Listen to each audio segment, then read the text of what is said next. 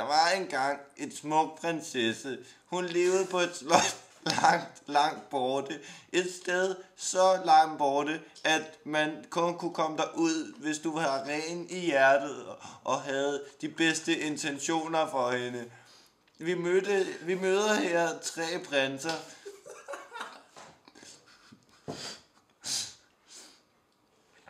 Ja, vi møder Paul og Kjeld og Jakob, som er de smukkeste prinser i byen. Men de har en fortrydelse. De kan kun bo på et slot langt borte sammen med prinsessen. Hvordan vil du fortælle videre på mit eventyr? Du kan få begynde nu, hvis du har lyst. Kan du begynde med, der var en gang igen. Du kan også fortsætte på mit smukke eventyr.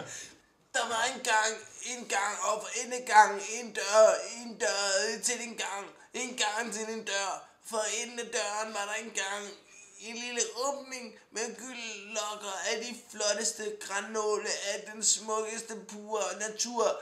Af en flot skinnende guldklump af glædesglans af græsstrupper i en flot harmoni. Kongen tog imod gæsterne med en dejlig stor middag med kylling. Kongen var der, dronningen var der, og lille babydronning, kongen af kattedronningen var der også, lille bæverkonge og rottedronningen og prinsesse smukke ål og slangedronningen og prinsessefuglen Babaluku og Slugu. Den smukkeste lille havfru hoppede op af poolen, og så kom den smukkeste lille prinsesse, og de blev bedste venner og levede i bedste vel. Men så kom Knusum Kranium og Knusekranium i en knusende forstand af knuseheder og knuste. Kongen flækkede fuldkommen af sjovheden, som den lille bart havde fuldt. Kongen forglemt, at han havde glemt at komme op i hånden med det. Han havde kun afleveret det nede i kirken. Han skulle aflevere det i hånden på kongen. Han kom for sent til maden.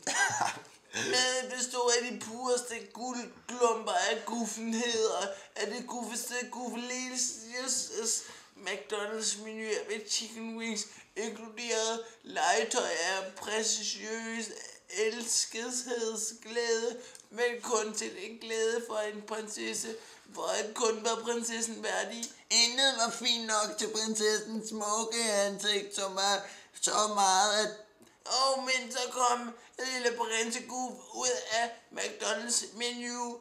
34 kroner en halv for en menu, men så smuk som en guldklump af det smukkeste guld. han kom så langt som hele vejen over til slottet, hvor slottet var så smukt, at Diamanter